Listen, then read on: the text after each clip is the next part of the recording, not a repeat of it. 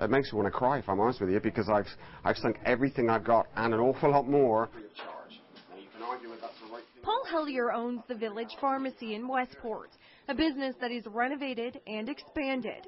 Less than a month ago, Hellier recruited 2 family doctors to the community and built this medical center, all from money out of his own pocket. If I can't find some of this money to keep me alive, keep me going, I would close, and so would the doctors, and that would be a real shame. Hellier feels that if Ontario cuts pharmacy allowances, he will lose about $300,000 a year. Currently, pharmaceutical retailers get a 20% rebate from drug companies to put generic drugs on their shelves. The allowance is meant to help pharmacists offset prescription dispensing costs.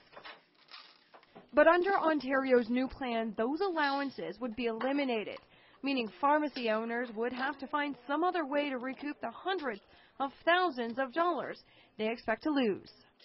People who are on cash plans basically don't have a plan, or those on private plans, we will have to increase the cost of these people. We'll have to charge them more to try and recoup the money that we've lost. But that's not all that Hellier stands to lose. The owner could actually be forced to cut hours, cut services, and jack up the prices of drugs. And in the worst case scenario, actually be forced to close his doors. The thought, the possibility of losing everything does not make me feel very happy, for sure. And Barbara Milne echoes Hellier's thoughts. She relies on this pharmacy. I think it's very sad because so many people depend on it here. And there isn't another one convenient for a lot of people. One more thing that the residents of Westport can't afford to lose is this, the medical center. We could be closing our doors, and that would be the exact opposite of what the government's trying to achieve in rural Canada.